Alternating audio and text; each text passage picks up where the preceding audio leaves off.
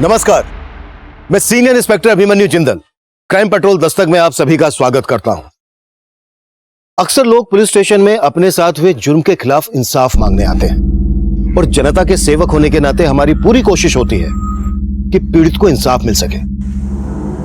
लेकिन इस औरत ने मेरे ही पुलिस स्टेशन के सामने आकर आत्महत्या करने की कोशिश की। इस घटना ने सिर्फ मुझ पर ही नहीं बल्कि मेरी पूरी टीम पर गहरा प्रभाव डाला। बात हमारी रेपुटेशन पर आ गई थी। पब्लिक का गुस्सा सो अलग। ऐसा लग रहा था कि अब यह केस हमारे हाथ में रहा ही नहीं। लेकिन जब यह केस हमारे पास आया था तब इस केस की रूपरेखा बिल्कुल ही अलग थी। मुजरिम इतना शातिर था कि शुरुआती जांच में हम उसकी साजिश की गहराई को भांप ही नहीं पाए।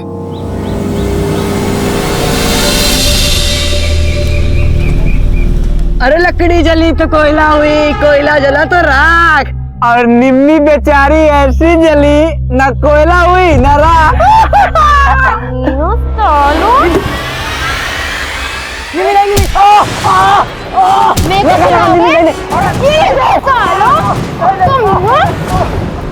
रुको, बताती हूँ मैं। हाँ, बताओ तुम लोग कौन है कोयला कौन है राख? साले कमीने। गोवर्धन, देख रहे हो ये तुम्हारी इस कलमुही ने किया ये सब। चाचा, कलमुही मैं नहीं, ये लोग हैं जो रोज मुझे छेड़ते आते जाते हैं। बस निम्मी, तुझे पत्थर नहीं मारना चाहिए था। तो क्या इनकी आती आती बाबूजी? बस, अब तू खड़े खड़े क्या मुंह देख रही है? अंदर ले जा इसको। बाबूजी अंदर लेके जा, चल। तो भैया, निम्मी की तरफ से हम माफी मांगते हैं आपसे। अरे माफी ओफी से काम नहीं चलेगा। मरहम पट्टी करवाया हूँ, दवा दारू का खर्चा है, पैसा लगेगा उसमें। मोहन भैया, आपको तो पता है पैसा वैसा नहीं है हमारे पास। ये दूध बेचते हैं। एक काम करो, 2-4 दिन पाव पाव से दूध लेके जाओ, हल्दी डाल के पिला दो, बच्चे ठीक हो जाएंगे। जो लोग हमारी बेटी को छेड़ रहे हैं, आप उन्हीं मुस्तंडों को दूध देकर तंदुरुस्त बना रहे हो। उन निवलों को दूध नहीं जहर देना चाहिए था बाबूजी। तू भी कुछ कम नहीं है, क्या जरूरत है उस रास्ते जाने की? बस अपनी लाचारी की सजा ना इसे मत दीजिए। और मैं ना अच्छे से समझ गई, बेटी कोयला हो या हीरा, भेड़िए रंग नहीं देखते। वही समझा रहे हैं, अपनी लाज खुद बचानी पड़ती, मगर ये ऐसे रंग दिखाएगी तो हमारी ही पगड़ी उछलेगी ना।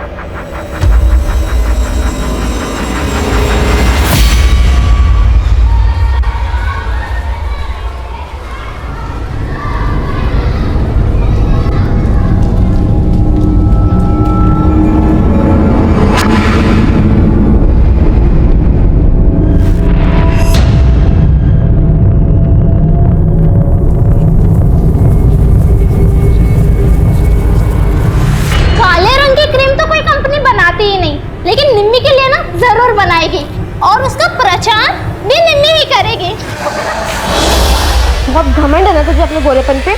आज तेरा गोरापन मैं निकालूंगा। निम्मी छोड़ ना गोरी, निम्मी छोड़। क्या हो रहा है ये? क्या हो रहा है ये? छोड़, छोड़ निम्मी उसको, छोड़। निम्मी छोड़। सर देखिए ना, निम्मी ने मेरा पूरा मुंह बिगाड़ दिया। क्या क्या निम्मी, तू नहीं है? तुम जैसे को तो पढ़ने नहीं देना चाहिए। चल बाहर निकल क्लास से, और कान पड़े खड़ी रह जाता, क्लास खत्म नहीं जाती है। सर मेरी कोई गलती नहीं, आप इसको क्लास से बाहर निकालिए। देखिए क्या लिखा है इसने ब्लैक बोर्ड पे। निम्मी फेयर एंड फेयरली क्रीम तो तेरे किसी काम आएगी नहीं। जूते की पॉलिश लगा लिया कर फेस पर।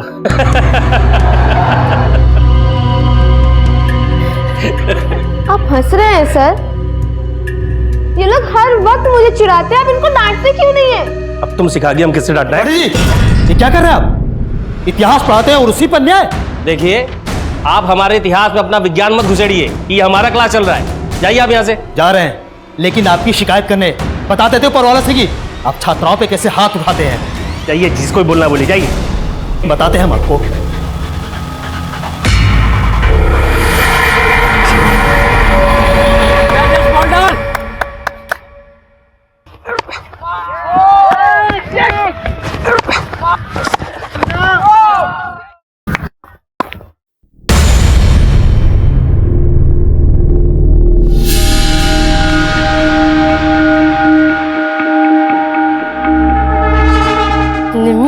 लगता है दीपू का दिल आ गया तेरे पे। हाँ चुप कर, कुछ भी बोलती है बेशरम।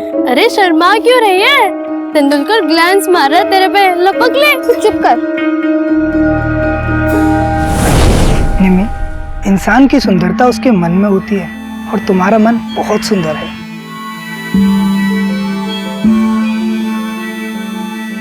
दीपू, मुझे तुम्हें एक राज की बात बतानी थी। राज? कैसा राज? वो मैं... क्या हुआ? दीपू को सपने में प्रपोज कर रही है क्या? तो बहुत गंदी आदमी, तुझे छोड़ूंगी नहीं। रुक।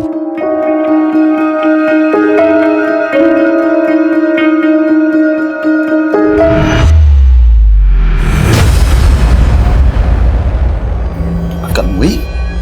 ये क्या पोत रही है मुंह पे?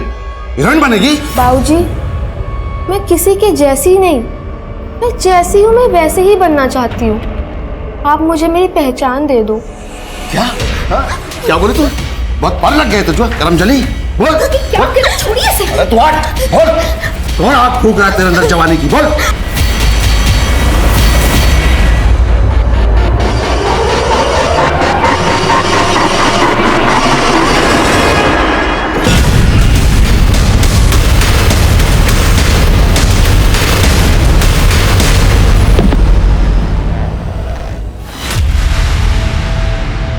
साहब, हमें बड़े साहब से मिलना है साहब। हमारा कल से बच्चा नहीं मिल रहा है सर। कल मैंने अपने बेटे दीपू को आखिरी बार तब देखा जब वो स्कूल जा रहा था। अच्छा पापा, चलता हूँ। मम्मी बाय। और फिर वो स्कूल से घर वापस आया ही नहीं था। कौन से स्कूल में पढ़ता है आपका बेटा? सरकारी स्कूल में पढ़ता है साहब। आपने स्कूल में पता किया? नहीं सर, दरअसल मेरा बच्चा क्रिकेट में चैंपियन है स्कूल का, और वो अक्सर देर से आता था। कल शाम को जब वो नहीं आया तो हमें लगा कि वो प्रैक्टिस कर रहा होगा, लेकिन शाम को अचानक दूसरे गांव का एक अनजान व्यक्ति आया और हमारे घर में घुस के हमसे झगड़ा करने लगा। तो दीपू का बाप है ना? हाँ, क्या हुआ? अरे भाई ये कहाँ जा रहा भाई? अरे अंदर कहाँ जा रहा? हुआ क्या भाई? ऐसे कैसे अंदर घुसे जा? अरे आप कहाँ घुसे जा रहे हैं? अकल क्यों रहे हो? कौन तुम? कर तो हम तेरे बेटे को दिखाएंगे। कहाँ छुपा के रखा उसको? बता। हाँ? कहाँ छुपा के रखा उसको? अरे सुनिए, आप हैं कौन? घर में कैसे घुस रहे हैं? चले बाहर। आपकी हिम्मत कैसे है हमारे घर में घुसने की? और ये क्या हंगामा लगा रखा है? असली हंगामा तब मचाएंगे जब तेरा बेटा मिलेगा। उस कमीने का मुंह काला करके उसको जूते चप्पल का हार पहना के पूरे गांव में घुमाएंगे। वो आदमी था कौन? और ऐसा क्या हुआ होगा कि वो आपके बेटे का मुंह काला करने की बात कर रहा था? साहब, मुझे खुद समझ में नहीं आ रहा है। अरे मैं तो उस आदमी को जानता तक नहीं साहब। पता लगा कि साहब आप लोगों से निवेदन है मेरा बेटा दीपू कहाँ होगा, किस हाल में होगा साहब।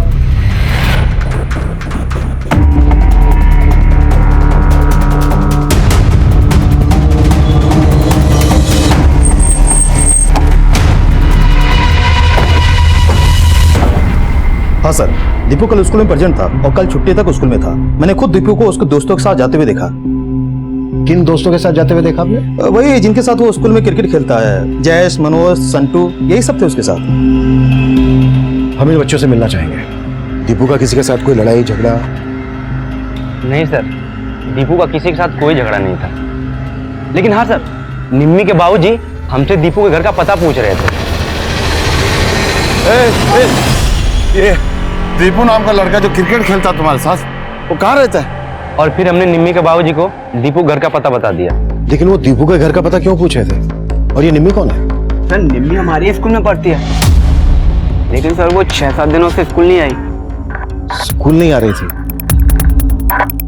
अच्छा, निम्मी और दीपू के बीच कुछ? हाँ सर, निम्मी और दीपू एक दूसरे को बहुत पसंद करते थे।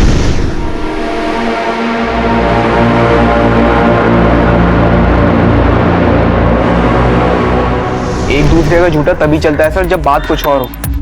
इसीलिए दीपू का ध्यान क्रिकेट पर से हट गया था।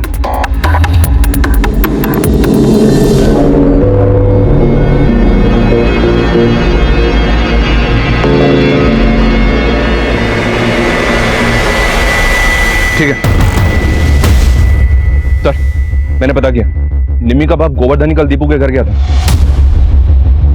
और यहां से पता चला है कि निम्मी 6 दिन से स्कूल नहीं आई है। निम्मी और दीपू के बीच अच्छी दोस्ती थी। दीपू के गायब होने के पीछे लड़के और लड़की वाला ही चक्कर लग रहा है। Excuse me sir. Hello,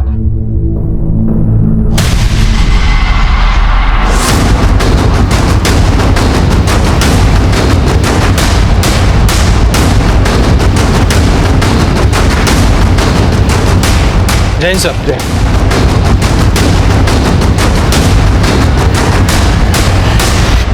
sir, multiple stabbing के मार्क्स हैं। चेहरा काला किया हुआ है, गले में जूते की माला है। लगता है जैसे तड़पा तड़पा के मारा गया ऐसा। निम्मी के बाप ने इसी तरह की धमकी दी थी दीपू के बाप को। उस कमीने का मुंह काला करके उसको जूते चप्पल का हार पहना के पूरे गांव में घुमाएंगे। निम्मी के बाप से मिलना पड़ेगा। निम्मी का 6 दिन से स्कूल नहीं आना और निम्मी के बाप का दीपू को ढूंढते हुए दीपू के घर जाना और अब दीपू की लाश मिला। ये कांड निम्मी और दीपू के अफेयर से जुड़ा हुआ ही लग रहा है। इस निम्मी के बाप से मिलना पड़ेगा।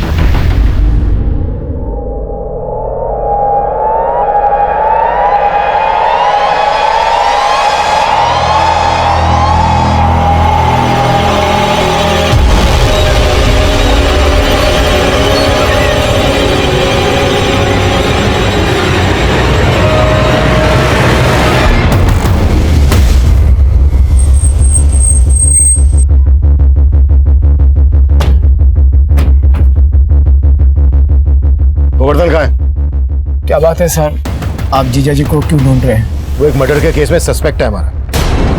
नहीं साहब, वो मर्डर नहीं कर सकते।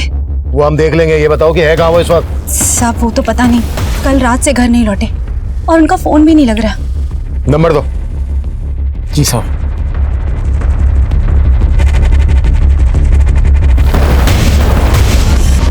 नंबर बंद है सर। निम्मी कहाँ है? 6 रोज पहले हमारे डेयरी के ग्राहक को दूध देने के लिए निकली थी। और हाँ, आज उस रास्ते से मत जाना और अगर किसी ने कुछ कहा तो उल्टा जवाब तो बिल्कुल मत देना। मुझको सब पता है किससे कैसे पेश आना, आप चिंता मत करो, ठीक है? चलो। फिर उस ग्राहक का निम्मी के पापा को फोन आया कि निम्मी दूध लेके पहुंची ही नहीं और फिर मैं और निम्मी के बाबूजी उसे ढूंढने के लिए निकल गए। और फिर साहब हमने बहुत ढूंढा निम्मी को, लेकिन वो कहीं नहीं मिला। हम खुद निम्मी के गायब होने की वजह से बहुत परेशान हैं। निम्मी 6 दिन से गायब है, तो आपने उसके लापता होने की पुलिस में रिपोर्ट क्यों नहीं लिखवाई? साहब वो बेटी का मामला था इसलिए, लेकिन मैं और निम्मी के बाबूजी खुद उसे ढूंढ रहे थे।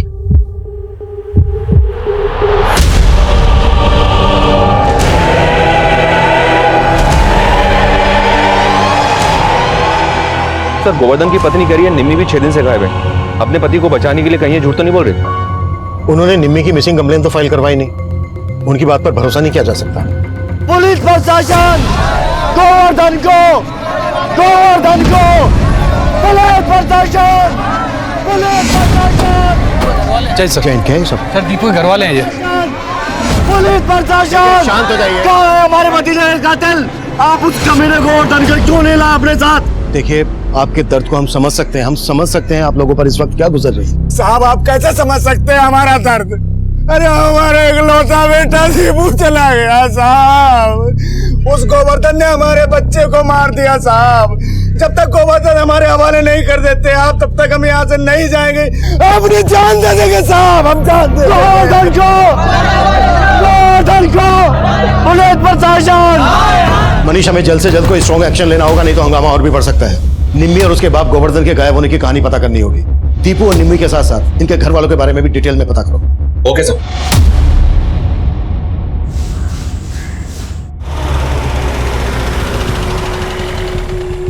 सब निम्मी को तो सच में मैंने कई दिनों से नहीं देखा। सब ये बात झूठ नहीं है कि निम्मी गायब है, और इसके माँ बाप को मैंने इनकी बिरादरी वालों के साथ निम्मी को ढूंढते हुए भी देखा था। अच्छा, इस निम्मी का दीपू नाम के लड़के से वाकई में कुछ चल रहा था? अब भला ऐसी लड़की को कौन लड़का पसंद करेगा? सब उसके रंग रूप को लेकर लोग उसका बहुत मजाक उड़ाते थे। और ये गोवर्धन, ये तो निम्मी को बहुत मारता पीटता था। क्या बोली? हाँ, जवान लड़ाएगी? हाँ, तो वही करेगी जो मैं कहूंगा, समझी? नहीं तो कोयला से राख कर देंगे तुझे। तो कर दीजिए राख। बहुत पढ़ निकल आए थे। साहब उसका बाप तो खुद उसको बात बात पे बोलता था कि उसे कोयले से जला के राख कर दूंगा। अब क्या मालूम साहब यहाँ क्या चल रहा था, जो निम्मी एकदम से गायब हो गई।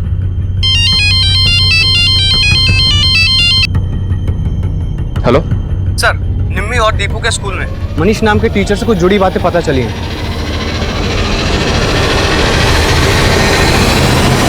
निम्मी का बाप उस दिन दीपू को ही नहीं ढूंढ रहा था, उसने बाद में मेरी गर्दन पकड़ी और फिर ऐसा हेलीकॉप्टर शॉट मारा ना, मेरा तो पूरा जबड़ा हिल गया। तो मैं अपनी जान बचा के भाग गया वहां से। कहीं वो दीपू की तरह मुझे भी। अरे डरता क्यों असली पॉइंट? उसका हेलीकॉप्टर शॉट अब नहीं चलेगा। पुलिस का डिफेंस पक्का है, वो अंदर हो जाएगा। अगर वो अंदर हो गया ना तो अपना डिफेंस हिल जाएगा, समझा? हाँ यार।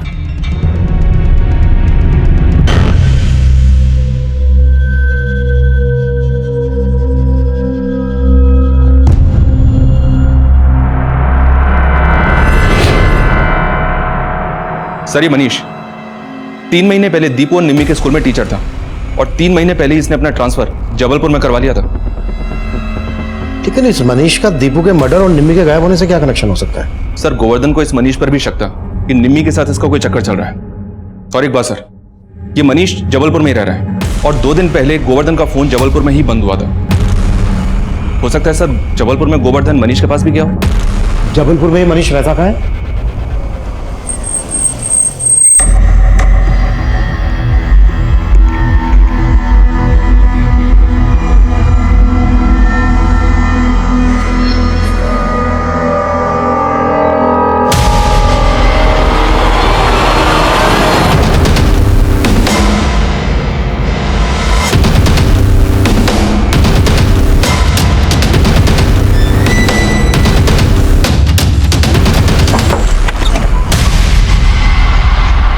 मनीष, सर दरअसल निमी के पापा को मेरे बारे में गलतफहमी हो गई थी। कैसी गलतफहमी? सर एक्चुअली गांव में निमी कभी कभार मेरे घर में पढ़ने के लिए आया करती थी। मैं उसे कंप्यूटर पढ़ाया करता था। निम्मी कि अगर मैं इस फाइल को डिलीट कर दूं तो क्या तुम इसे वापस लेके आ सकती हो? लेकिन सर आपने ही सिखाया था ना कि फाइल डिलीट मतलब फाइल गायब। लेकिन एक जादू है, दिखाऊं? हाँ। अरे वाह सर, आपको तो बहुत कुछ पता है। बाकी की चीज मैं बताता हूँ। बंद कर तेरा ये कंप्यूटर, बंद कर। हुआ क्या? क्या हुआ मैं बताता हूँ। बाबूजी, कंप्यूटर सिखाने के बहाने क्या चल रहा है मुझे सब पता है। गलतफहमी हो रही है। गलतफहमी? दोबारा कभी हमारी बेटी को यहाँ बुलाया ना अपने घर पे, घर में आग लगा देंगे तेरे। और सर इसी इंसिडेंट की वजह से पूरे गांव में बदनामी हो गई थी, इसलिए ट्रांसफर लेकर यहाँ आ गए। लेकिन निम्मी कहाँ है? सर मैं सच बोल रहा हूँ सर, मैं कुछ नहीं जानता। तो मैं पिछले 3 महीने से यहाँ पर रह रहा हूँ। लेकिन निम्मी के फादर यहाँ आए थे, क्यों? हाँ सर वो आए थे, पर उन्हें फिर से कुछ गलतफहमी हो गई थी मेरे बारे में। पर उन्हें ये लगता था कि निम्मी को मैंने गायब कर दिया। कहाँ था तू? 2 दिन से ताला लगा है तेरे घर में। कहाँ था?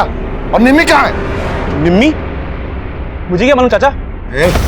रिश्तेदारी मत जोड़, बता निम्मी कहाँ है? मुझे नहीं मालूम वो कहाँ पर है।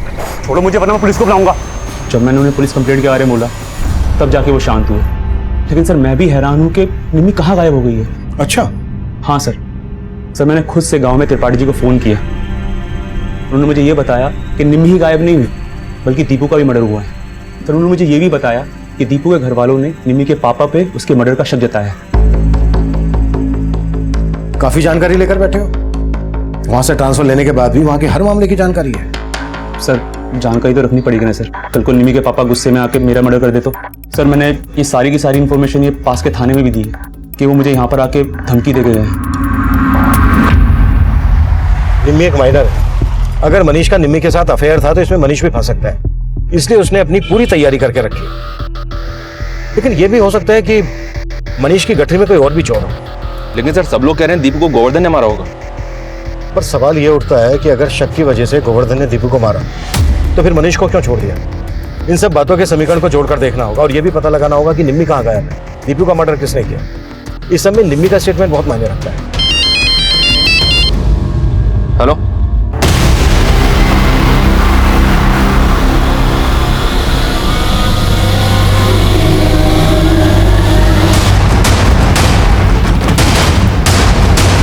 जय हिंद सर। जय हिंद।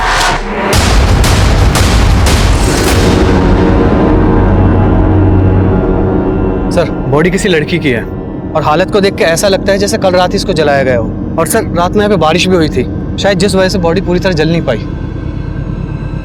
बॉडी के आसपास ऐसा कुछ मिला जिससे इसकी पहचान हो सके? नहीं सर, ऐसा तो कुछ नहीं मिला। सर निम्मी भी गायब है, कहीं ऐसा तो नहीं ये लाश निम्मी की है? और सर निम्मी का घर यहाँ से ज्यादा दूर नहीं है। पता चला है ये जो जमीन है यहाँ के जमींदार हसमुख चौधरी के नाम है।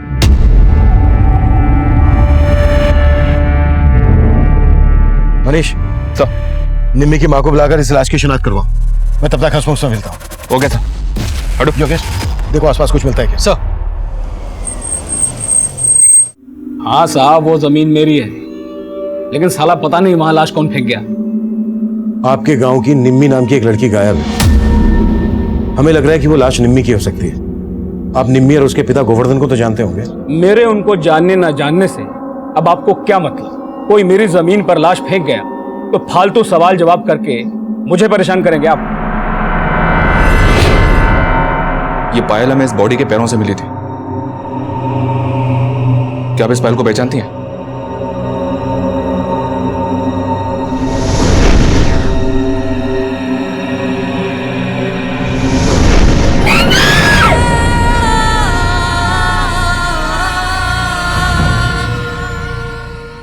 उस लाश की पहचान निम्मी से कर ली गई थी।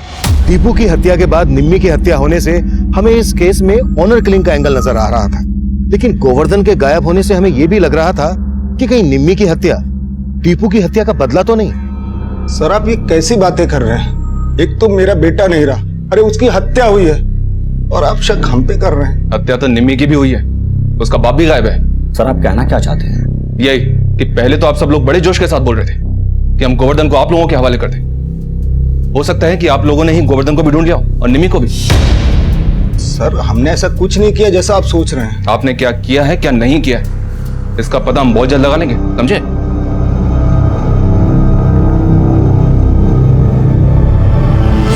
इस एंगल के अलावा हम इस केस में लव ट्रायंगल का एंगल भी चेक कर रहे थे, जहां शायद निम्मी और दीपू को इसलिए मार दिया गया हो कि उनके बीच कोई तीसरा भी था, और इस लिहाज से मनीष हमारे शक के दायरे में था।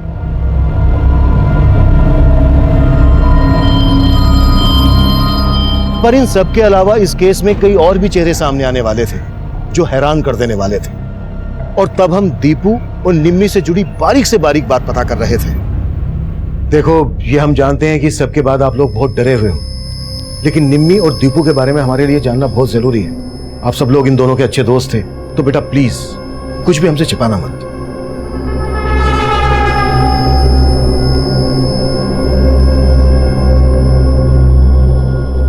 सर, दीपू के बारे में मैं ज्यादा तो नहीं जानती, लेकिन हाँ, निम्मी से स्कूल में हर कोई चिढ़ता था। कोई इसके रूप के बारे में कमेंट करता था तो कोई इसके जाति के बारे में। और सर, सिर्फ स्टूडेंट्स ही नहीं, हमारे एक सर भी निम्मी को नीचा दिखाने से बाज नहीं आते थे। कौन सर? किनकी बात कर रही हो तुम?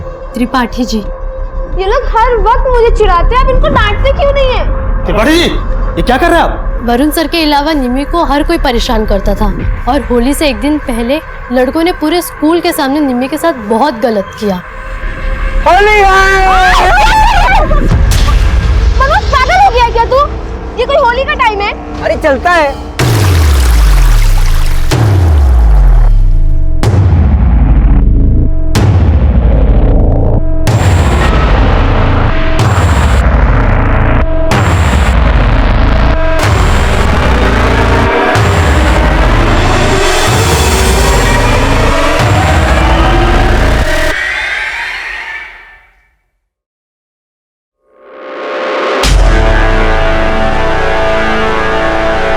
उस दिन जब उसके ऊपर पानी पड़ा तो वो तो खिल के गोरी हो गई। क्या? हाँ सर, निम्मी काली नहीं थी, वो जरूरत से ज्यादा गोरी थी। कब की बात है ये? सर यही कुछ 8-9 दिन पहले की, और तभी से ही उसने स्कूल आना बंद कर दिया। सर, निम्मी जानबूझकर गोरी से काली बन के क्यों रहती होगी? ये तो बड़ा ही विचित्र और पेचीदा मामला लग रहा है। ये विचित्र और पेचीदा मामला ही इस कांड की जड़ हो सकता है। निम्मी की दोस्त कल्पना ने स्कूल के कई स्टूडेंट्स, यहाँ तक कि निम्मी के एक टीचर त्रिपाठी के बारे में काफी कुछ बोला। इन सबसे सख्ती से पूछताछ करो। मैं निम्मी की माँ से मिलता हूँ। निम्मी के गोरी से काली बन के रहने के रहस्य को समझना होगा। त्रिपाठी जी, निम्मी की जात से बहुत प्रॉब्लम थी आपको, और आपका वो मित्र मनीष फोन पे उसे आपकी यहाँ की पूरी जानकारी दे रहे थे। शायद आप दोनों को निम्मी की भी पूरी खबर थी, है ना? तभी तो। सब कैसी बात कर रहे हैं साहब? माना कि हम निम्मी के साथ थोड़ा सख्त थे, और सर ये मनीष हमारा कोई दोस्त वोस्त नहीं है। वो तो हमें फोन किया तो जो पता था बता दिए बस। अच्छा, तब तो उसने आपको ये भी बताया होगा कि निम्मी कितनी गोरी थी, पर मनीष ने हमें तो ऐसा कुछ नहीं बताया। सर ये तो वही जाने, लेकिन हमारे मन में कोई खोट नहीं सर। खोट तो हमारी किस्मत का है साहब, जो हमारे यहाँ इतनी खूबसूरत बेटी पैदा हुई, वरना हमारी बिरादरी के लोगों को तो दुनिया नोच खाने पे उतारू रहती है, और इसीलिए निम्मी को बचपन से हम कालिक पोत कर रखते थे। अपनी बेटी के साथ नाइंसाफी करते हुए तुम्हें जरा भी शर्म नहीं आई? शर्मिंदा तो हम है साहब, लेकिन एक बार के लिए हमारी जगह पर आकर देखो साहब, निम्मी की खूबसूरती के बारे में अगर लोगों को पहले ही पता चल चुका होता ना, तो आज नहीं कब का उसे मार देते। और अब उसके बाबूजी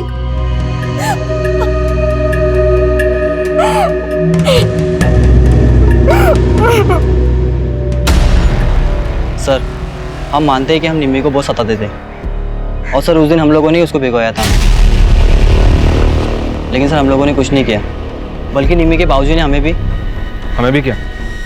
सर निम्मी के गायब होने के बाद उसके बाबूजी हमारे पास आए और दीपू के घर का पता पूछने लगे। दीपू वहाँ नहीं मिला तो वापस फिर हमारे पास आए और हमें धमकाया। दीपू घर पे नहीं है, कहाँ गायब कर दिया उसको? चाचा हमें नहीं पता, और बाद में मारा भी। सर तब तो वो निम्मी के बारे में कुछ नहीं बोले कि वो गायब है, बस वो दीपू के बारे में ही पूछ रहे थे। तो क्या तुम लोगों को पता था कि दीपू और निम्मी तब कहाँ थे?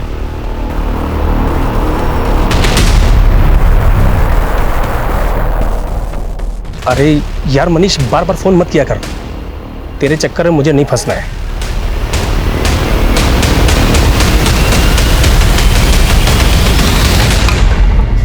सर, निम्मी की पोस्टमार्टम रिपोर्ट के मुताबिक निम्मी की हत्या दीपू की हत्या के 3 दिन बाद हुई। और निम्मी की मां ने हमें बताया था कि निम्मी दीपू की हत्या के 6 दिन पहले से गायब थी, यानी कि निम्मी को दिन तक कैद करके रखा गया था। सिर्फ कैद करके ही नहीं सर, पोस्टमार्टम रिपोर्ट के मुताबिक उसको लगातार नशे की दवा दी जा रही थी। पोस्टमार्टम रिपोर्ट के हिसाब से निम्मी सेक्सुअली एक्टिव थी। एक 16 साल की लड़की को नशे की दवाई दी जा रही थी, मतलब उसे कैद करके जरूर उसके साथ रेप किया जा रहा हो। एक बात और सर, निम्मी को जब जलाएगा तब वो जिंदा थी और रिपोर्ट के मुताबिक उसकी मौत जलने से ही हुई है। और सर जलाते वक्त वो चीखे ना, इसके लिए उसके मुंह में पीओपी भर दिया गया।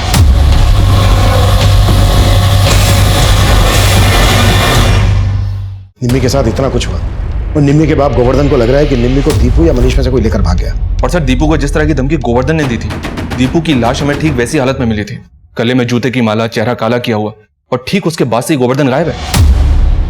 ये भी तो हो सकता है कि गोवर्धन ने जब दीपू के बाप को धमकी दी तो वो धमकी किसी ने सुन ली हो और उसने दीपू को ठीक उसी तरह से मार डाला ताकि पूरा का पूरा शक गोवर्धन पे जाए।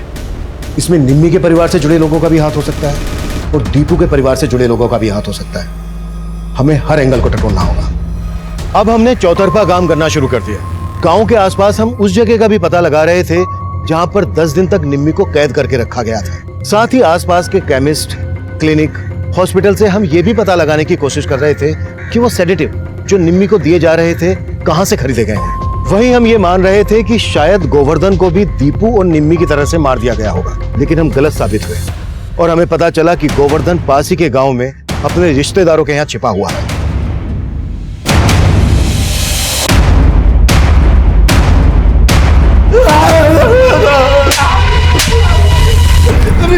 तो बहुत बड़ा खिलाड़ी निकला। कहीं ऐसा तो नहीं है कि तेरी बेटी के साथ जो हुआ है उसमें तेरा ही हाथ है? नहीं साहब, मैंने तो अपनी बेटी को कांच की तरह संभाल के रखा था। उसको काला बना के रखा था, तुझे कुछ नहीं पड़ी थी उसकी।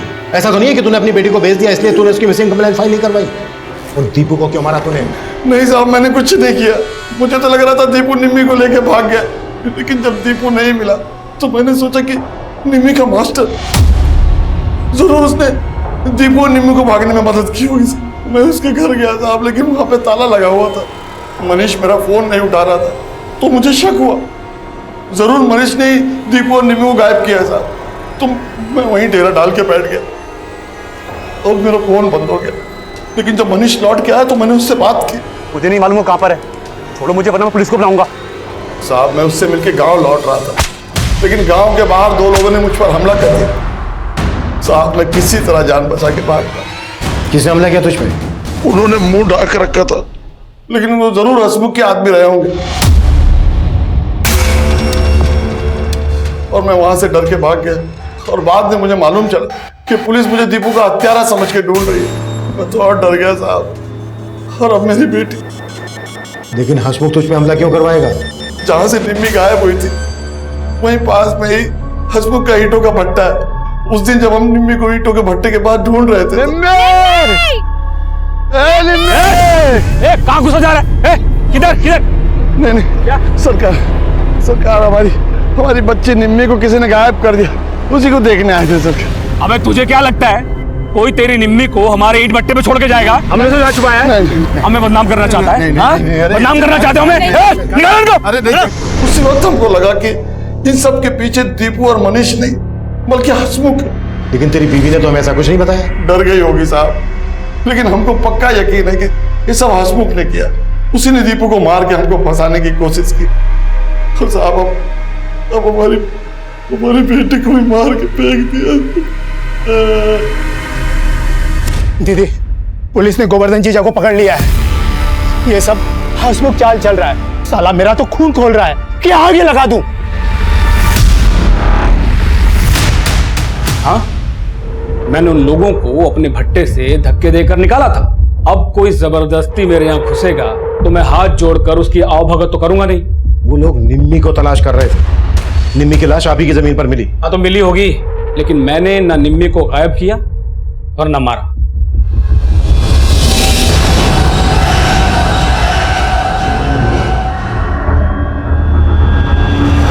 निम्मी को अगर हसमुख ने गायब किया होता तो उसे मारकर अपनी जमीन पर डालने की गलती नहीं करता। सर, तो आप कहना चाहते हैं कि निम्मी और दीपू के मर्डर में किसी और का हाथ है? हो सकता है, लेकिन हसमुख को हम क्लीन चिट नहीं दे सकते। इसके हर एक ऐसे ठिकाने के बारे में पता करो जहां पर निम्मी को गायब करके रखा जा सकता था। इसके एक एक आदमी की डिटेल निकालो। Okay sir.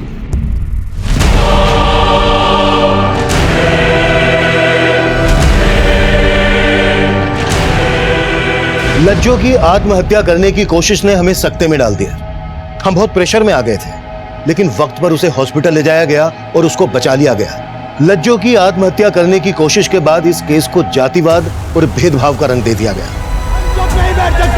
हमें इंसाफ चाहिए साहब, हमें इंसाफ चाहिए, हमें इंसाफ चाहिए। अरे शांत हो जाइए, जो भी कहना है एक एक होके बोलिए। क्या कहना चाहते हो? आपको गोवर्धन को छोड़ना होगा साहब, और हसमुख को अंदर करना होगा। अरे हसमुख जमींदार है तो क्या हुआ? कोई हमारी बहू बेटों के साथ गलत करेगा तो हम चुप नहीं बैठेंगे। हम चुप नहीं बैठेंगे। हालात हमारे काबू से बाहर हो रहे थे। हमने पब्लिक और मीडिया के प्रेशर में गोवर्धन को रिहा कर दिया था और साथ ही हसमुख के खिलाफ अरेस्ट वारंट जारी किया, लेकिन उसने अग्रिम जमानत ले ली थी।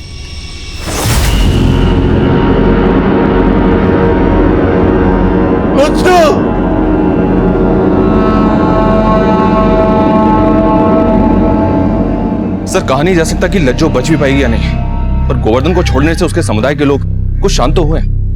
लेकिन हम तब तक चैन से नहीं बैठ सकते जब तक निम्मी और दीपू का कातिलों को अंदर नहीं कर देते, क्योंकि हंगामा कभी भी बढ़ सकता है। अच्छा, कुछ पता चला निम्मी को जो नशे की दवाई दी जा रही थी वो कहां से और कौन खरीद रहा था? फिलहाल इसके बारे में कोई लीड नहीं मिल रही है, पर हाँ, हसमुख की जिस जमीन पर निम्मी की जली हुई लाश मिली थी वहां से 2 किलोमीटर की दूरी पर हसमुख का एक फार्म हाउस है, और वो जगह दीपू के गाँव के पास ही पड़ती है, और दीपू का वहां अक्सर आना जाना था। दीपू का? जी सर। कहीं ऐसा तो नहीं है कि निम्मी को वहां दीपू ने ही छुपा के रखा था और इस सब में दीपू के दोस्त भी इन्वॉल्व थे, इसलिए उन्होंने दीपू को मार डाला कि राज खुलना जाए? लेकिन सर, पता चला है दीपू की उसके दोस्तों से ज्यादा बनती नहीं थी, स्पेशली जयेश के साथ उसका काफी झगड़ा रहता था। और एक बात सर, दीपू के चाचा का दीपू के बाप से जमीन को लेकर काफी मनमुटाव था, पर दीपू की हत्या के बाद वो खुद दीपू के बाप के साथ कंधे से कंधा मिला के खड़ा हुआ था। दीपू अपने बाप का इकलौता बेटा था। दीपू की मौत से उसके चाचा को फायदा होने वाला है, तो हो सकता है इस फायदे को उठाने के लिए उसने दीपू को मार डाला हो और उस पर शक ना जाए, इस वजह से उसने दीपू की दोस्त निम्मी को इसका मोहरा बनाया। दीपू के चाचा को उठा के लेकर आया और दीपू के दोस्तों से भी एक बार फिर से बात करते हैं। Okay sir. अरे छोड़ो मुझे, कहाँ लेके जा रहे हो मुझे? अरे सर, आप मुझे यहाँ क्यों लाए हो? मैंने कुछ नहीं किया। अबे तूने जो किया है ना उसका अंदाजा लगा लिया हमने। दीपू को मारने का मोटिव स्ट्रॉन्ग था तेरा। अब तो सिर्फ इतना बोल, निम्मी के साथ क्या किया तूने? बोल। सर, मैं सच बोल रहा हूँ, आप मेरी बात का यकीन कीजिए। देखो, दीपू से जुड़ी हुई बहुत सी बातें तुम लोगों ने अभी तक हमें नहीं बताई। हमें पता चला है दीपू और जयेश की बनती नहीं थी। क्या इसकी वजह निम्मी थी? जो भी सच है बता दो, नहीं तो हमें सख्ती दिखानी पड़ेगी। नहीं सर, जयेश और दीपू के झगड़े की वजह निम्मी नहीं थी, वजह कुछ और थी। क्या वजह थी? दीपू के आने से पहले जयेश ही हमारी क्रिकेट टीम में नंबर 1 था, लेकिन जब दीपू आया और उसने अपना गेम दिखाना शुरू किया तो धीरे धीरे जयेश का भाव उतर गया। शुरू में तो उसने सब कुछ सह लिया, लेकिन बाद में उसमें आग जलने लगी और सर एक बार तो उसने हद ही कर दी।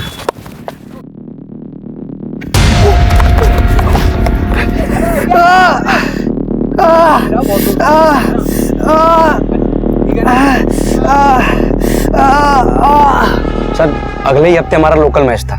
दीपू तो खेल नहीं पाया, जयेश को लगा कि वो मैच जितवा देगा और हीरो बन जाएगा, लेकिन हमारी टीम हार गई। सर अगले महीने हमारी टीम डिस्ट्रिक्ट लेवल पे खेलने वाली है और हमारी टीम ही से किसी एक ही खिलाड़ी का चयन डिस्ट्रिक्ट टीम में होना है।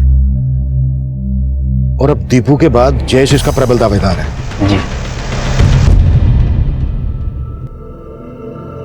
चल जयेश, लास्ट ओवर है, बैटिंग शुरू कर, एकदम ताबड़तोड़। सर मैं मानता हूँ मैं दीपू से चिढ़ता था।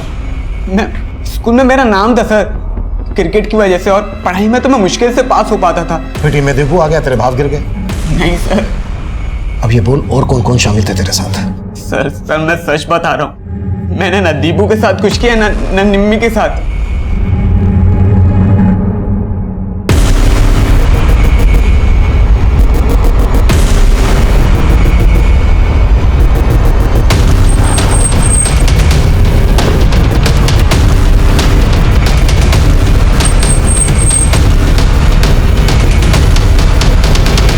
ये सब क्या हो रहा है इंस्पेक्टर साहब? आप तो हाथों के पीछे पड़ गए। सर्च वारंट लेकर आए हैं हसमुख साहब, जगह की तलाशी तो आपको दिलवानी पड़ेगी। देखो मनीष यादव, देखो एक एक जगह देखो।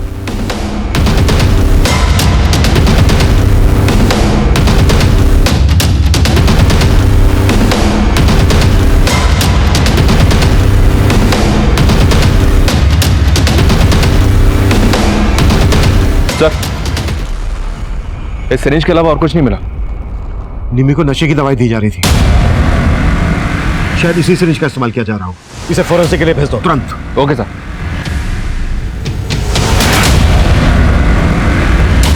सर, फोरेंसिक टीम ने उस सिरिंज को चेक किया जो हमें हसमुख के फार्म हाउस से मिली थी। उन्होंने कंफर्म किया है कि निम्मी को बेहोशी की दवा उसी सिरिंज से दी जा रही थी। और दूसरी बात सर, हसमुख के फार्म हाउस का केयरटेकर हरिया, वो भी कई दिनों से गायब है। उसे गायब हसमुख नहीं किया होगा ताकि उसका राज ना खुले। हसमुख को उठा के लेके आओ। Okay sir.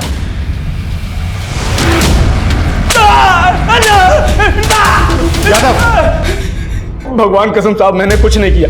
वो हरिया तो मुझसे 1 महीने की छुट्टी मांगकर अपने गांव गया था और जाने से पहले 1 महीने का एडवांस भी लेकर गया, और अब अपना फोन बंद करके रखा है। साहब मुझे नहीं मालूम उसने क्या किया। उसने नहीं, जो भी किया तूने किया है, और अब उसको गायब कर दिया ताकि तेरे राज ना खुले। सब सच कह रहा हूं, मैंने कुछ नहीं किया। मैं तो कभी अपने फार्म हाउस भी नहीं जाता। उस हरिया ने जरूर किसी को वहां घुसाया होगा। सब सच कह रहा हूं, मुझे कुछ नहीं मालूम।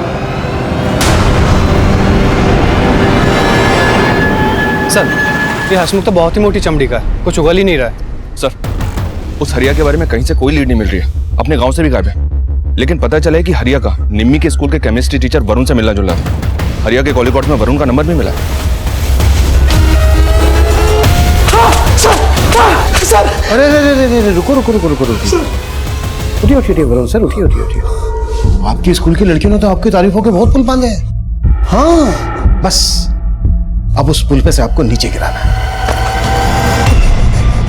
टीचर के नाम पे कलंक है तू। बोल, क्या क्या निम्मी के साथ? सर, बच्चों ने जब उस दिन उस पे पानी डाला तो मैं उसका रूप देखते रह गया, नजर ही नहीं हटी उस पे से। और कौन कौन शामिल थे तेरे साथ? हसमुख, उसके लोग, उसी के फार्म हाउस पे किया ना ये सब कुछ? नहीं सर, ये मेरा प्लान नहीं था सर। तो किसका प्लान था?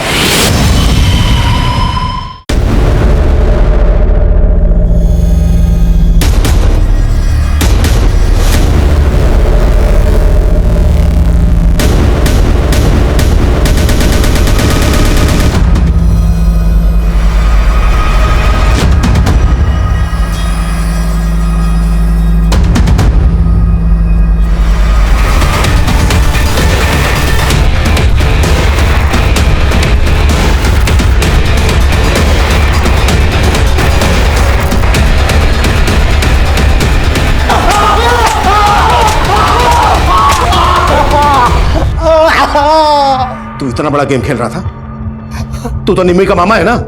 तूने इन लोगों के साथ। टाइम नहीं है मेरे पास। बताता हूँ साहब, निम्मी की खूबसूरती के बारे में मुझे पहले से ही मालूम था, लेकिन कभी ठीक से उसको देखा नहीं था। क्या करूँ साहब, हमारी बिरादरी में इतनी खूबसूरत रूपवती लड़की आज तक पैदा नहीं हुई थी, और उसका बाप हमेशा उसको काले के पीछे छुपा के रखता था। और फिर मैंने भी ठान लिया था कि निम्मी की खूबसूरती क्या, उसे पूरा का पूरा अपना बना लूंगा। निम्मी के स्कूल के इस मास्टर से मेरी अच्छी दोस्ती थी। इसने भी उस दिन स्कूल में निम्मी को देख लिया था कि वो गोरी है, और इसके भी मुंह से लाल टपक पड़ी। सर, मैंने कहा कि जगह का इंतजाम मैं करूंगा। मेरी हरिया से अच्छी दोस्ती थी। फिर हमने शहर से नशे के इंजेक्शन मंगवाए और निम्मी को उठा लिया।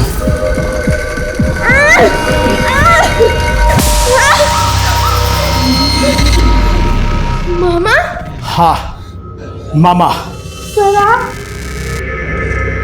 मामा क्यों लाए आप मुझे यहाँ पे? क्यों लाए? नहीं कर रहे हो आप। मैं बाबूजी को सब बोल दूंगी। अरे कुछ नहीं बता पाओगे तू अब। देख, तुझे तेरी असली पहचान देंगे हम।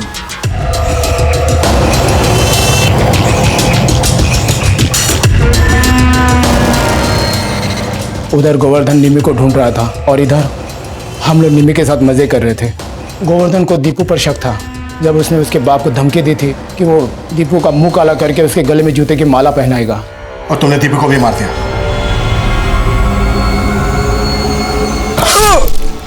हमने सोचा कि आपको लगेगा कि दीपू की हत्या गोवर्धन ने की है और गोवर्धन हमेशा निम्मी पर हाथ छोड़ते रहता था, तो उसकी हत्या का शक भी आप उसी पर करेंगे।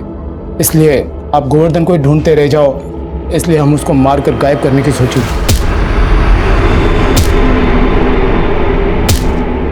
और गोवर्धन भाग गया। अब वो आपके हाथ भी लग जाए तो हत्या का शक हंसमुख पर आए, तो हमने पहले से ही निम्मी को मारकर उसकी लाश को हंसमुख के खेत में फेंक दिया और उसकी लाश को जला दिया था। तूने सिर्फ निम्मी और दीपू ही नहीं, लज्जू ने जो आत्महत्या करने की कोशिश की थी उसे भी तूने ही भगाया ना? साला मेरा तो खून खोल रहा है कि आग ही लगा दूं। ये लोग ऐसे नहीं मानेंगे, आग लगानी पड़ेगी। तू सही कहती थी लज्जू। मैंने अपनी लाचारी उस बेचारी निम्मी पर थोप दी। उसके जीते जी कभी उसको उसकी जिंदगी जीने ही नहीं दी, उसके सपने ही नहीं, उसका रूप भी उससे छीन लिया मैंने।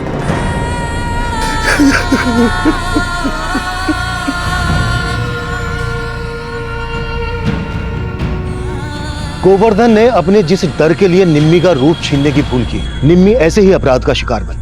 गोवर्धन ने जो किया उसे बिल्कुल सही नहीं ठहराया जा सकता, लेकिन यह केस हमें यह सोचने पर मजबूर करता है कि हमारा समाज आज भी प्रेम और वरुण जैसे हैवानों से भरा पड़ा है। औरत चाहे किसी भी धर्म, जाति या रूप की हो, ऐसे लोगों के अंदर का जानवर उन्हें अपना शिकार बना सकता है। और एक ऐसा ही खतरनाक जानवर प्रेम गोवर्धन के खुद के परिवार में पल रहा था। अपनी बेटी को पराई आंखों से सुरक्षित रखने की कोशिश में गोवर्धन अपने परिवार के अंदर की हैवानियत को समझ ही नहीं पाया। वो सोच रहा था कि निम्मी का गुनहगार कोई बाहर वाला था, लेकिन असल गुनहगार उसके साथ कंधे से कंधा मिलाकर खड़ा था, उसे झूठी सांत्वना दे रहा था कि वाकई में चौंका देने वाला था। अब मैं सीनियर इंस्पेक्टर अभिमन्यु जिंदल आप लोगों से विदा लेता हूं। आपसे फिर मुलाकात होगी एक नए केस के साथ। स्वस्थ रहिए, सतर्क रहिए और देखते रहिए क्राइम पेट्रोल दस्तक। मकसद बताना नहीं, बचाना है।